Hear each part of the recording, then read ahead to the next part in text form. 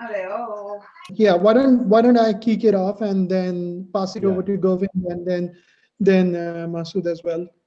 So hi everyone, welcome to the first probably the first Zoom session that we are having this year. I hope everyone is enjoying a little bit a little bit staying at home rather than going to the school. uh, but I'm guessing that you guys are actually doing some sort of, rather than sitting in front of the TV all the time or in front of your computer laptop all the time, you're also going out a little bit, doing some walking, doing some running in the park, in whichever way you can, right? My advice as a parent as well, just to advise you, rather, because you guys are always doing the home learning at the moment, so rather than staying all the time in front of the computer, give some rest to your eyes as well.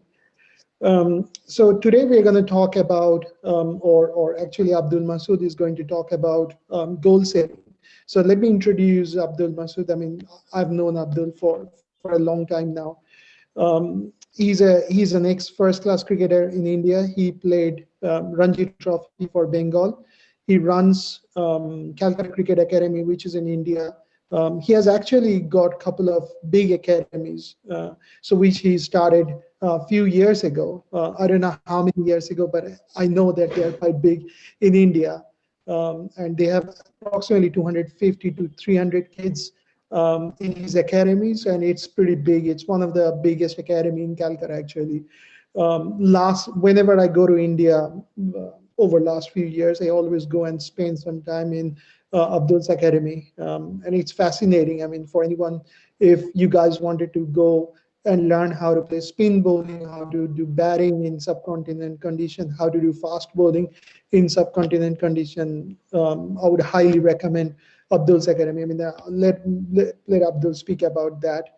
But I think Abdul, you can talk a little bit about what you did. I mean, I remember when we were in school, you were one of the big superstar growing up in Calcutta, and with high expectations, you made your debut under Saurav Ganguly, who was the captain. I think, if I'm not mistaken, Ganguly, who was the captain of Bengal at that time. You made your debut. You played against Mumbai, which was one of the biggest, strongest side in Ranji Trophy at that time. So maybe you could share some of the experience to the boys over there, and then a lot of boys wanted to know, like, what sort of things do they need from switching over to playing club cricket to representative cricket, and then representative cricket going to the elite level. I mean, that sort of switchover, a lot of us wanted to know as well as a coach. So yeah, Govind, before I hand it over to Abdul, is there anything that you wanted to mention? Yeah, I mean, everybody, happy new year. Welcome to 2021. Uh, I just wanted to say that I'm privileged that both Avi and I are very, very privileged to have Abdul along with us at the start of this year to kick it off by talking about something that's very, very important to cricket, which is setting goals. And nothing better than the recent Australia versus India, as well as the Sri Lanka England matches, where the stronger sides, England versus Sri Lanka, especially England and India, were suddenly looking very, very poor in their first innings or second innings, and how they were able to, I think, set goals and come back and turn the innings around was sensational to watch. And I really hope we can pick a few tips of Abdul and from these matches to see how we can improve our own personal games, as well as how we as a team can play better cricket. Uh, Before I hand it over to Abdul, uh, if there is anybody from uh, Chiselhurst, can you say hi so that we all know which clubs people are from? Do you think we could just go quickly? I'll call out a name and you could just say hi to Abdul and sort of tell them which club you're from. So I'll start with Tushar. Which club are you from, Tushar? Hi everyone, hi. Sorry, you can't see me. Hi, It's Tushar. actually not me. This is Chirag. Ah, Chirag, hi. Can you hear me? Yes, we can hear you. Can you hear? Yes, yes. Can you hear me? Yes. For a club called Sunbury. So they play for a club called Sunbury. Sunbury is based in the borders of Middlesex and Surrey. Excellent. So they actually play in both the leagues. So if you look at the under 17, they play for Middlesex and Surrey. Okay. Higher leagues, the adult, they play in the Surrey Premiership. So that's what they are. So there's basically a club called Sunbury. That's where Amar Vidhi comes from. So just to give you some background, so Amar Vidhi comes from that club. So that's his club basically. Excellent. And both of you batsmen, bowlers, all rounders, or what's your specialty? I'll let them talk. Yeah, so we're both all rounders. Okay. Primarily, I'm a rounder and he's a bowling all rounder. Rugby, you know him. Perfect. William, thank you so much. William, can you give a quick introduction of yourself? I play for the Chislehurst and I'm like an all-rounder basically. Thank you. And Anish? I play for Bromley and I'm an all-rounder. Thank you. Akam? I play for Latimer and Cheney's and I'm a bowler. Lovely. And we have, who's that after? Amraj? Amraj is our resident leg spinner from Bromley. I'm Amraj Benning and I'm 9 years old and I'm a leg spinner and from Bromley Cricket Club. Thank you, Amraj. And Jeevan? I play for Cheney's and Latimer and I'm an all-rounder. Thank you. And Joe? I play for Chislehurst and I'm more of a batsman. Oh, you bowl well as well. You're being modest there. Joseph? I play for Chislehurst and I'm an all-rounder. Thank you, Joe. And Lucky? I'm Lucky and I play for Northern Warriors under 16 in Bromley. Thank you. We've got MC. I'm not sure who MC is. Yeah, it's Miles. It's just my initials. Yeah, I play for Chislehurst and I'm an all-rounder. Hi, Miles. Good to see you. How's your brother doing? Yeah, he's good, thanks. Yeah, he's good. I think we have Aaron as well. Hi, Paul, if you're around.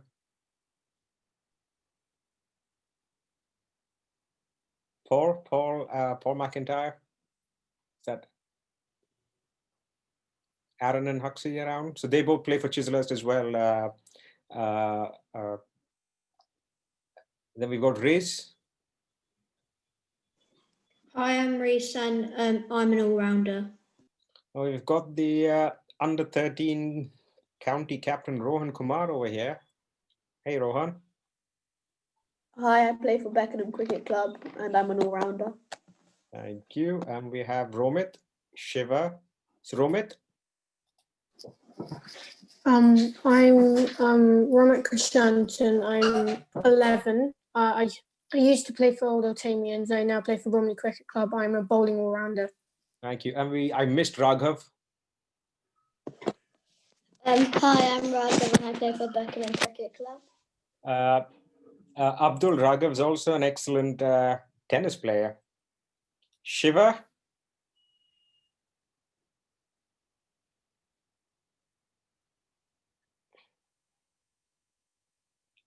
Shiva, if you can unmute, we can't hear you. So Shiva's an all-rounder, a bowler and a batsman as well. I've got Shweta. Shweta? I'm just 6 years old, so I don't play for any club. That's okay. We'll get you to play soon. And we have Zohair. Yeah, I am a bowling all-rounder and play for Beckenham. Thank you. And hopefully I've not missed anybody. Is there anybody I've missed? Please do introduce yourself to Abdul, because I'm hoping all of you build a good personal relationship with him over the next Hi, I'm Arjun and I'm an all-rounder for Chislehurst. Perfect. Hi, I'm Luke Hargreaves and I'm a bowler from Cheney's and Latimer. Thank you. I think that's pretty much everybody. Abdul, so we've got a lot of kids. Predominantly, most of them are from Kent, from Chislehurst, Bromley, and Beckenham. Few of them play county. Many of them play London schools or district, and then we have a few who are joining us from North London, from Buckinghamshire as well.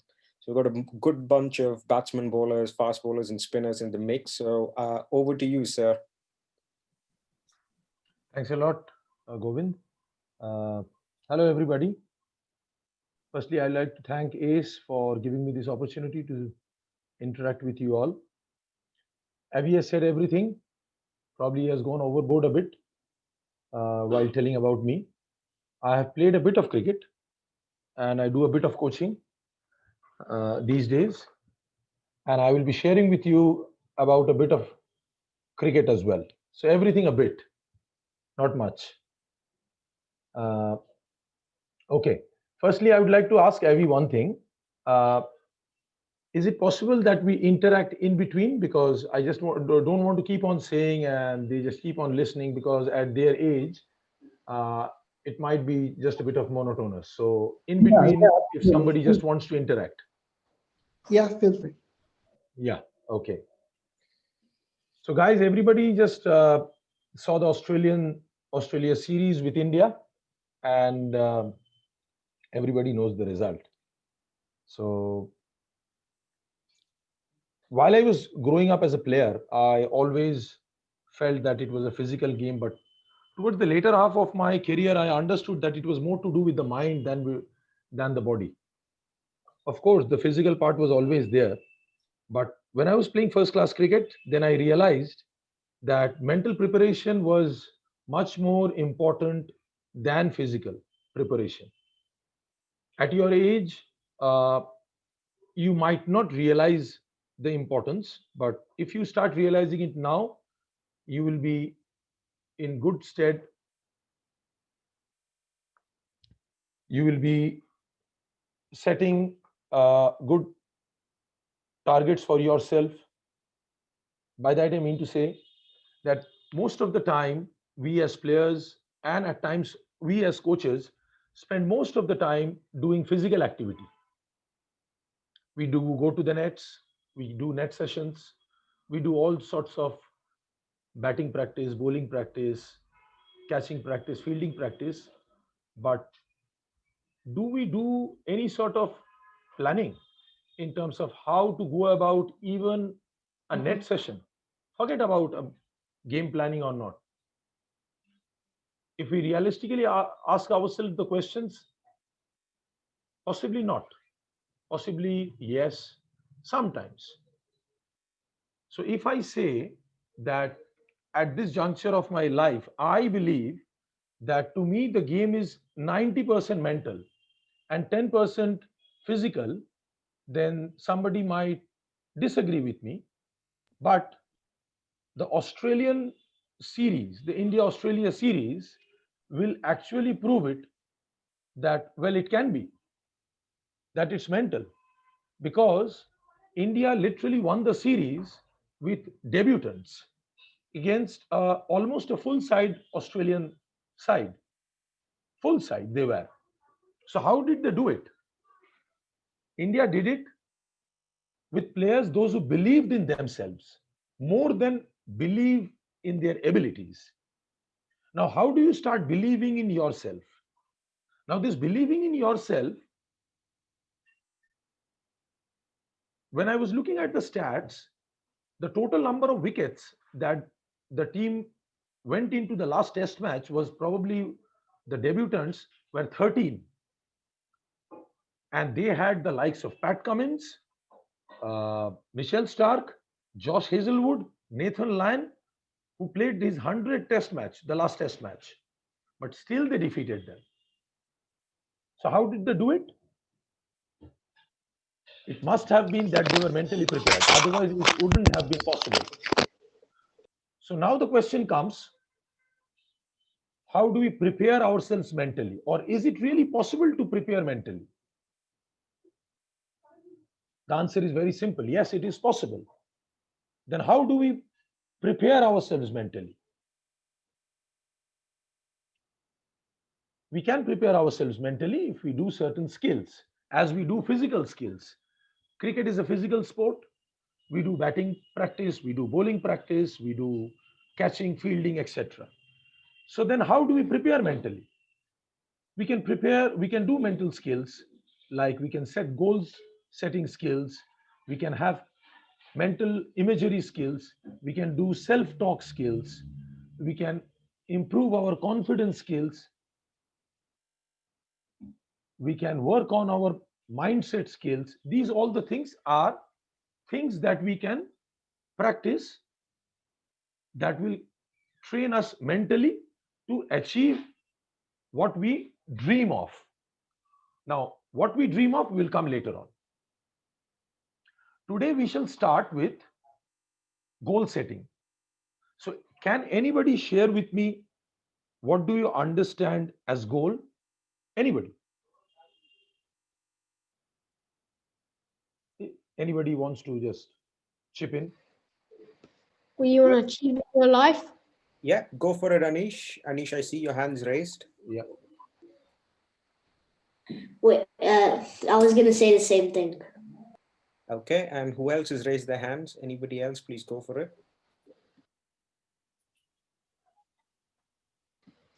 Rohan, unmute yourself and... What do you want to get out of the game? I think a goal is a target you set before a game and that you try and achieve. Good answer. Thank you, Rohan. If I can put it in this way, in a very general way, it can be an ambition or a general intention, right? It can be an ambition or a general intention that I want to become a successful player or a test cricketer, right? It can be so. But that's a very general thing that we think. Everybody over here, all of you, you all aspire to be good sportsmen. That's your goal. So how do you reach that goal? That's exactly will be our topic of discussion today. Now let us take an example. A player could have a goal to become a successful cricketer. While this is a good goal, there are no specific action or time frame associated with this general goal. Correct? I want to become a good player, but there are no specific action or time frame. Nothing. But I want to become a good player. Now what happens? You don't know which way you are going. So then what we do? Somebody said target. Now we break that bigger goal into targets or objectives.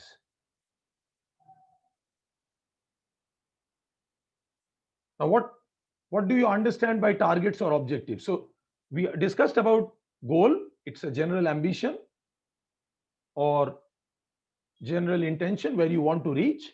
Now I have broken it into your target or objective. Chirag, Ayush, I know them both, so I'm just naming them if they just want to chip in. Yeah, so a target is, I'd say it's like a more specific goal you want to achieve. That's more, it's got more of a timeline involved in it. So it's more specific than a goal. Right. So goal is a very general intention, but when we break it down into target or objective, it's like, I want to become a test cricketer. So how do I reach that goal? So then I look forward to this coming season. Now, everybody over here, you might be in a lockdown phase in UK, but you all are going to have a complete season in 2021. So then you must think as to how you are planning for the upcoming season. It's almost end of January. So after a couple of months, come April, your season is going to start. And that's why I am here. Avi and Govind has given me this opportunity to talk to you so that this coming season, you set realistic goals for yourself, specific goals. Now, if you want to become, say, a county player or a test cricketer, whatever it is, so what will be your objectives for the 2021 coming season? So as a batter, it might be so that I want to develop one particular shot this season. As a bowler, I want to improve one particular delivery. As a fielder, I might work on improving my throw from the boundary line. These can be my objectives which will move me closer to my goal. I'm keeping it very simple. I don't want to get into a very detailed discussion to start with today. I just want to keep it very simple. So I break up my bigger goal into a small target or an objective. Therefore, when I break down my goal into small measurable objectives, suddenly the goal starts looking achievable. Make sense, boys?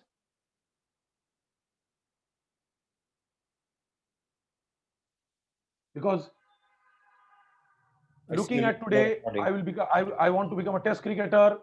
Oh, what is my pathway? And all this looks a bit vague. But then again, if I set myself a goal that in 2021, I just want to, say, for example, take 50 wickets or maybe score 200, 300 runs, whatever standard of cricket you are playing, and then slowly break it down into certain number of runs or wickets in that particular month, then the target becomes much more easy. Now, having said that, goals are of three types. One is dream goal, one is the outcome goal, and one is the process goal. Now, boys, tell me, what do you understand by dream goal? What you want to be? Exactly. What do you understand by outcome goal? What actually happens? What happens in the end? Okay. And process goal? How are you going to get there? Gonna get there. Excellent. So, dream goal is my highest goal, if I may put it in that way. That's my dream goal. Outcome goal is when I put a date on my goal. That's my outcome goal. I want this to be done on this date. That's my outcome goal. And process goal is something like,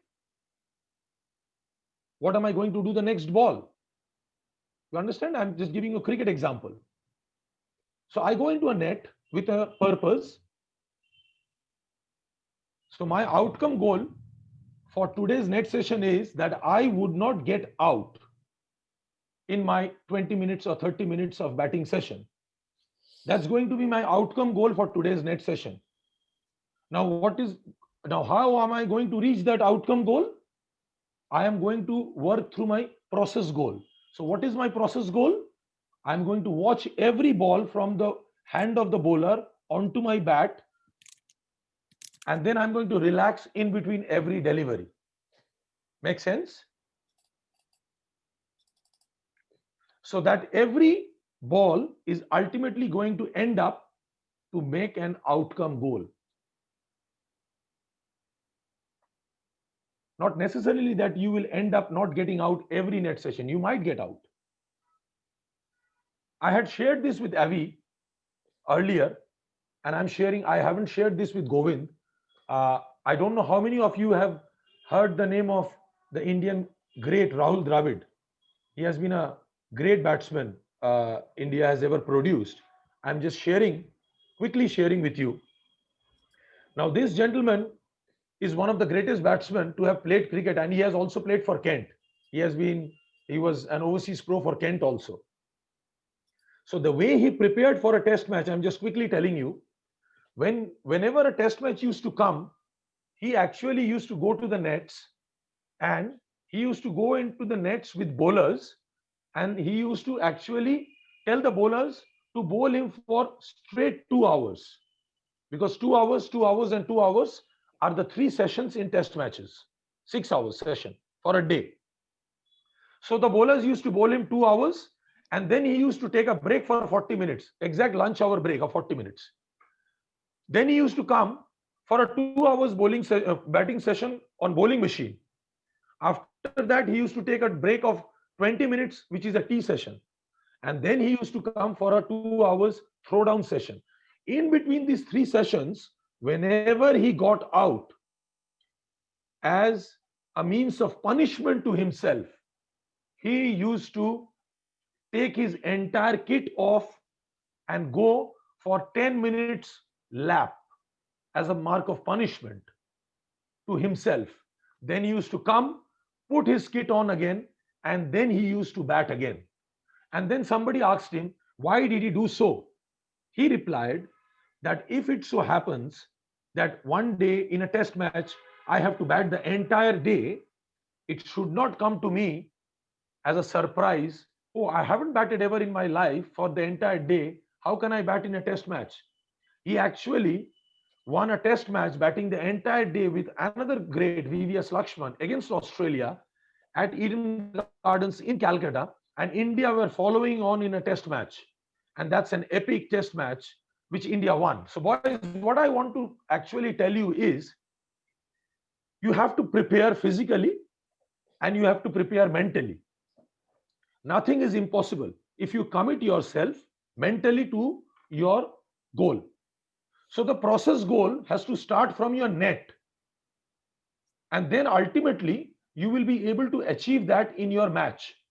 If you think that I can just go about my net session, just go keep my bag, just go through the paces, bowl down the leg side, just don't bother about how it was, and oh, I just went for cricket, oh, I just had fun, oh, it was all right, then don't expect to achieve greatness.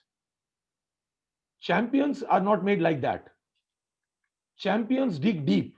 Champions are mentally tough. Because the difference between the ordinary and the extraordinary is that extra. Everybody does the hard work. Everybody does the physical part. But up there, the difference is the mental toughness.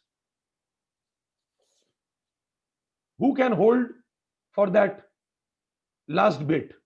And you have to train yourself from now on. It's all about writing it down. Avi and Govind will give you a small task which I have requested them to just give it to you. So boys, now coming back to the process goal. Process goal ultimately leads to the outcome goal, and outcome goal, practicing of outcome goal ultimately leads to the dream goal. Now, the goals are basically, I will just quickly wrap up. Goals, there are basically 5 key steps in goal setting, which we call the SMART goals. Now, goals have to be, S stands for specific, M stands for measurable, A stands for achievable, R stands for record, T stands for time frame. Every goal has to be SMART. This is what you have to write it down for next class, which you can share with us. Now, your goal must be specific and clearly defined. I'm sharing with you, and I want you to write something of that. So S stands for specific. Your goal must be specific. What you want to achieve. You have to write it in one sentence. It must be measurable. M stands for measurable. Your goal needs to have a measure attached to it. This lets you know when you have achieved it and whether you are on track. So it has to be specific, and you have to measure it. Next is achievable. Whether that goal is achievable or not. You can't play test cricket in 2021. That's unrealistic. So you have to be realistic about your goal. That's why whether it is achievable or not. Because if the goal is unrealistic, then you will be disillusioned. Then you will say, oh, I don't want to pursue that. you have to record that. R stands for recording. That means you have to keep a track of your progress. And at the end, it's time frame. You have to put a time on it. That I want to achieve this within this time. It might be so that for certain reasons, you might not achieve at that time. You might meet an injury. You might have to go for a rehab. You might have to fall back on plan B. But again, we will have to reset our goal. So every goal must be smart, specific, measurable, achievable. You have to record, and it has to be time bound. So this was all about goal setting for today. What I would request you all to just write down your goals about whether they are smart or not, and then we move to a different topic on the next session. I hand it over to Avi and Govind. Thank you very much, Abdul. I mean, I was just putting things into proper perspective and how cricket has changed over the years. I think one of my earliest memories of somebody sort of proving to the whole world that it's not your talent, but how you apply your talent and how mentally strong you are is in 2004 when Tendulkar scored his 241 runs against Australia without using his beloved Sydney. cover drive. The amount of mental toughness you need and amount of preparation you would need to say, no, I'm not going to play my strongest shot, and then go ahead and score 241 runs. As you said, if he did not have smart Govind, just interrupting. Yeah. That was an overnight decision of not going, right? Yes. Overnight decision. Absolutely. And a person is able to do that only if he's been mentally tough. And I'm sure he would have done hours and hours and hours of preparation, just like Rahul Dravid, to do what is needed to be mentally strong, right? And that's what you're talking about. Even this series where England, when they were down, they still came back and won that test match.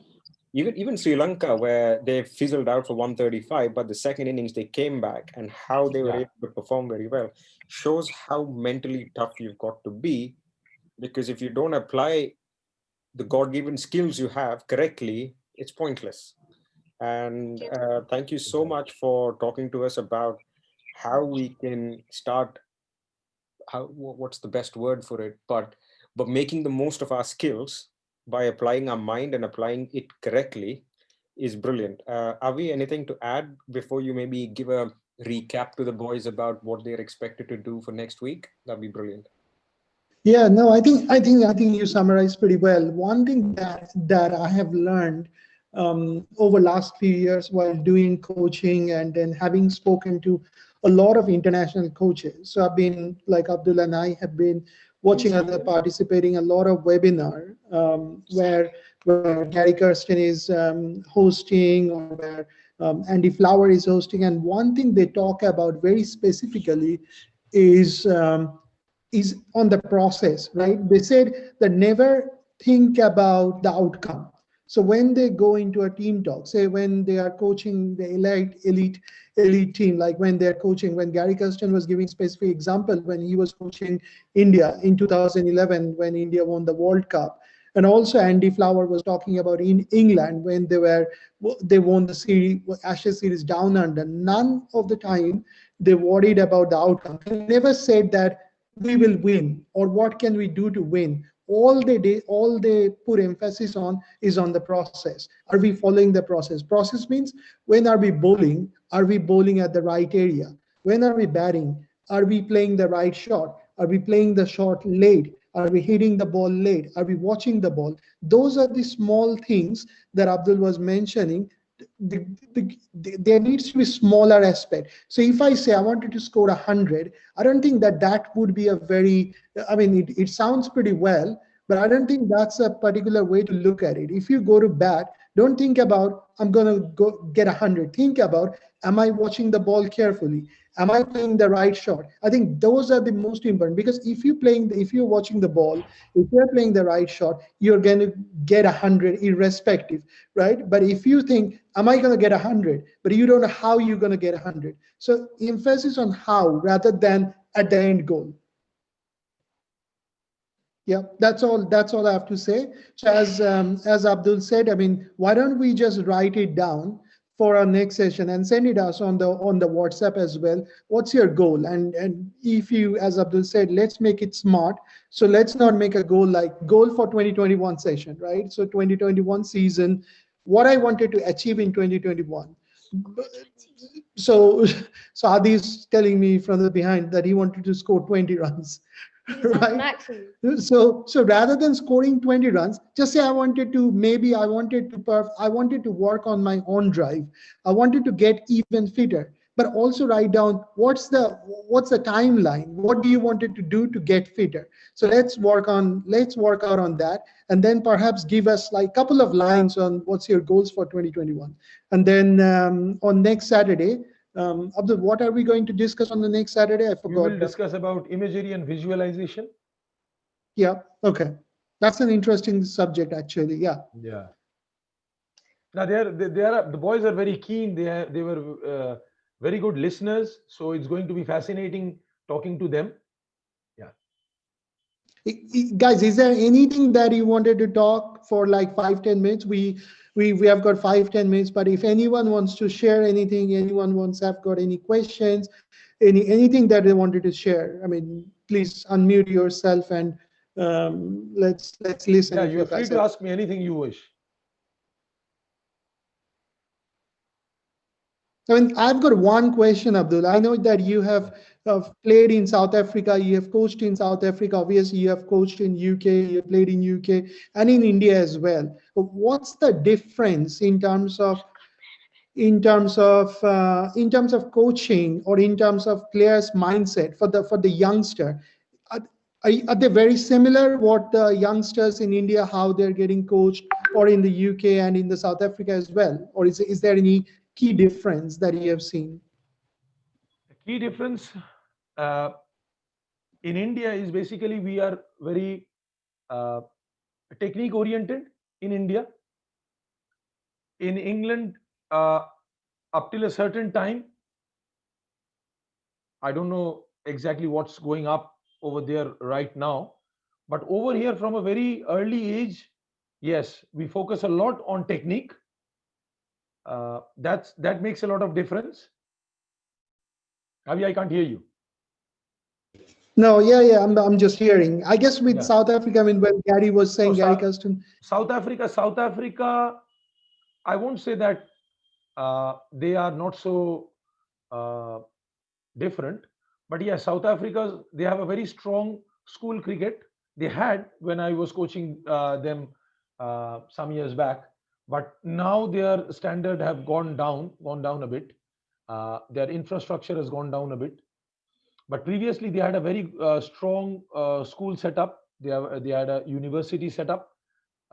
Jack Callis and everyone, they came from a very good school setup. They actually had a 60-over school setup format, which has really gone down. But I was reading an article also by Ian Chappell, where he was saying that the Indian cricketers are very well prepared in comparison to Australian cricketers, which is very true, because we take the game very seriously, and we all aspire to become international cricketers in India, and that actually creates a very good bunch of cricketers.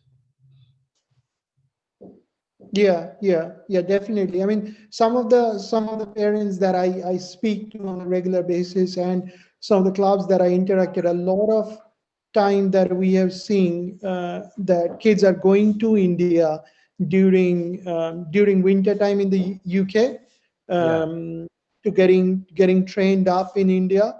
What do you see? Because on this call as well, I mean, I know some of the parents that I have spoken to. What are the key difference? I mean, what can they gain? Especially there is a lot of emphasis on technique, I must say. Especially batting, spin bowling. Pace bowling is coming up, but of course, pace bowling, India, Pakistan is well suited for pace bowling. India do send their pace bowlers to Australian academies also. But in terms of batting and spin bowling, for sure, players from many parts of the world are coming to India, and the result is there for the world to see also how Indian batters are playing, how Indian spinners are also performing. Any question, It's boys? also an If you're feeling like asking anything coming up in your mind, go for So it. when you were our age, how did you go from our age to a first class cricketer? Like, what was like your journey? that's a very good question. When I was your age, I was playing the under 13s, and I was playing the school cricket. My transition from your age to first class was very interesting. I suddenly realized that if I can get into the age group state, our is state, your is county. So I figured out that if I can get into the under 16 counties, then I can quickly get into the under 19s. And if I am a very promising cricketer in the under 19s, then to move into the first class team will be much more easy. That is the reason why I want you all to be very mentally sharp at your age. If you can develop these mental skills now, you stand a very good chance to become a first class cricketer quickly. And I strongly advocate that boys early on in their age start doing this game planning rather than later. So I played under 16, I played 1 year under 19, and in the second year of my under 19, I played first class. That's very easy to get into a first class side while you are playing age group cricket, because you are already, I should say, in the notice of the selectors. Okay, this guy is good. He is doing in the under 16. He is doing in the under 19s. So quickly you get into the probables of the county.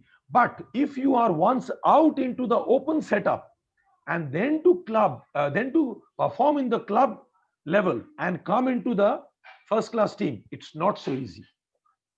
So don't lose on time.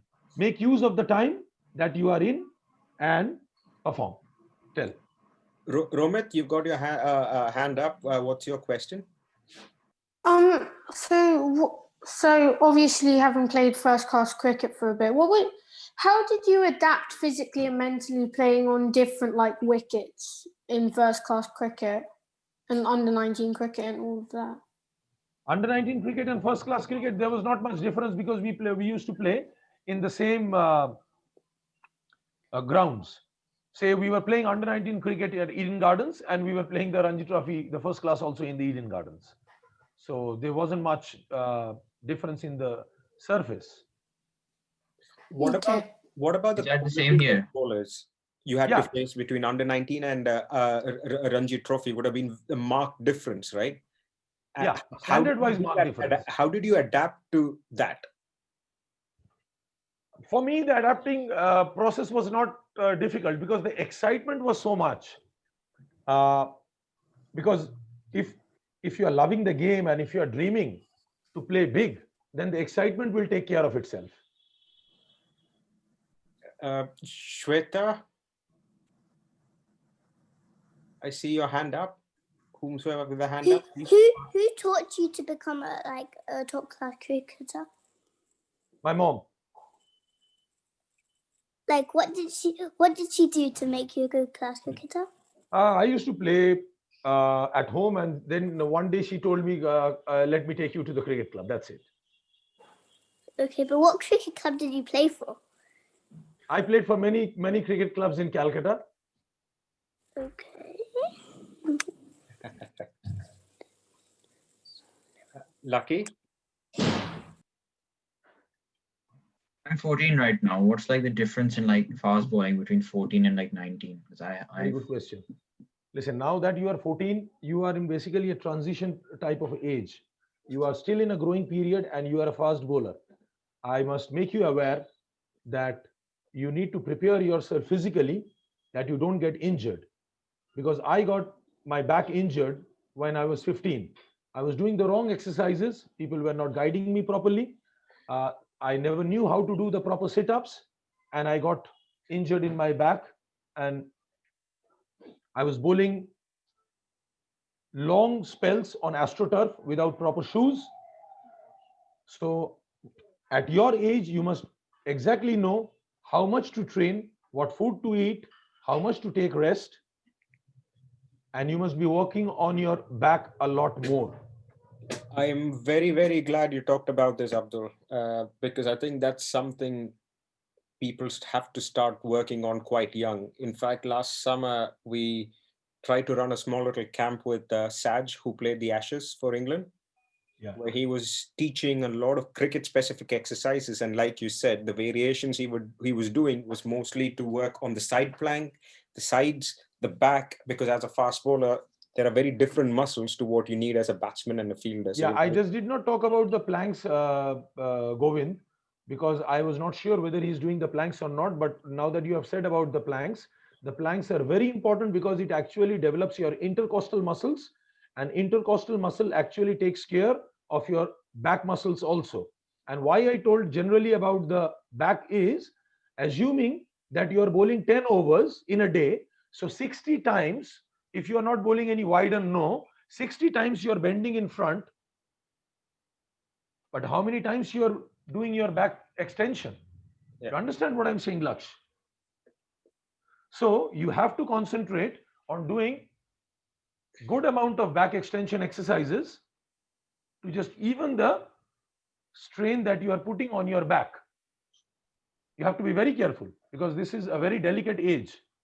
You must not get yourself injured. And you have to understand that every sport has very specific exercises to help. You know, the kind of training you would do in a gym will be very different for a footballer, a cricketer, and a hockey player, because the muscle groups you would use would be very, very different. So as a fast bowler as well, the exercises you'll have to do is going to be very specific and different to what a spin bowler would do or what a batsman would do. So these are things we can always take offline and discuss and help you on that. Romit? And also, just to add in one thing, cricket is basically a one-sided game. Now that you are a right-arm bowler or a left-arm bowler, every right-arm bowler will generally get injured on one side. So you will have to do the other side also because the body needs tuning both sides. So that's what Govind was saying. So you need to do specific exercises. Romit, go for it. Unmute yourself, please.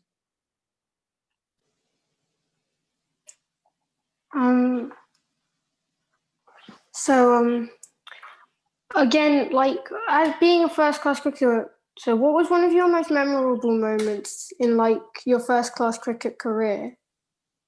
I played my last match against Bombay, and all 3 wickets that I got were of all three test cricketers. Can you name them? One was Jatin Paranjpe, next was Ramesh Pawar, the other one was Abhi Kuruvilla, all of them. Excellent. Shall we end with one last question if anybody has something?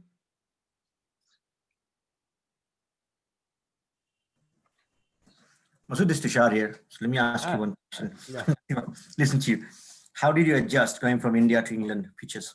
Because I think you had experience in England as well, which was quite. Yeah, I played a lot in England. First and foremost, the length.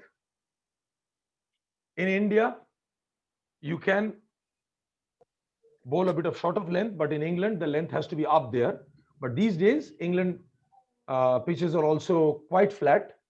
But you need to understand what time of the year you are actually bowling in England. If it is early part, then the wicket is going to just hold up a bit.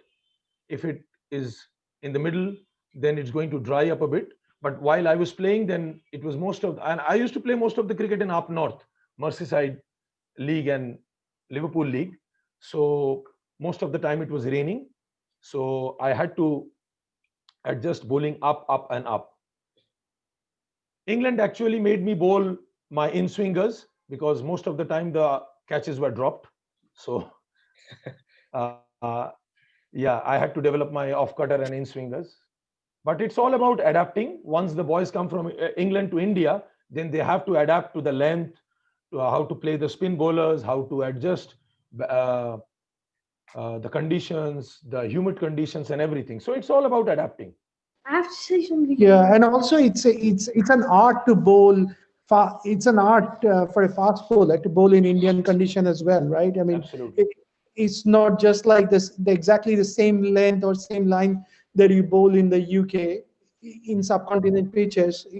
It's an art as well, right? I mean, using when to use swing, what swing to use, what sort of variation do you have to use, because pitches are And so most flat. importantly, sorry, Avi, most importantly, reverse swing, which we generally get in the subcontinent pretty early because of the abrasive outfield, that's not going to happen in England because of the lush green outfield.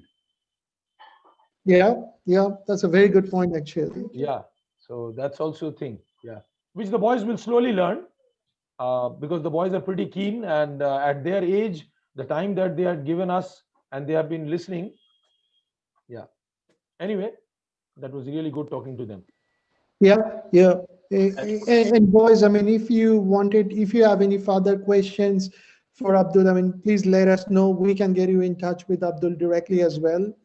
So in this way, there is an open and transparent communication if it needs to be. I mean, what I have seen, obviously, I speak quite highly of Abdul just because I've seen him playing a little bit and I've seen him training. I mean, if there is any one who aspired to be a fast bowler, I think this is the man to talk to. So yeah. Thank you very much. I know it's very late for you in India, Abdul. So That's okay. Always a pleasure talking about cricket. Thank you very much. Are you okay with the same time next week, 5, or do you want to push it earlier? Absolutely. Okay. I'm really loving it. The boys are great. Perfect. No problem about it. Boys, I do hope you've learned something, and I want you all to think deep about what smart objective you guys want to write for the start of the 2021 season. Make a small note about it and keep it with you. And we can, if time permits, next week, maybe randomly talk about a couple of your smart objectives with Abdul so that he can at least guide you and tell you whether you're thinking right about building these objectives. Is that okay, Abdul? Is that a good plan for next week? Absolutely. Okay, so Absolutely, I'm hoping every one of you think very much, think about how to write that smart objective for yourself for 2021. And we'll see you at 5 p.m. next week. Thank you very much, Abdul. Thank you, boys. Thank you very much, everybody. Thanks a lot. Thank you. Yeah.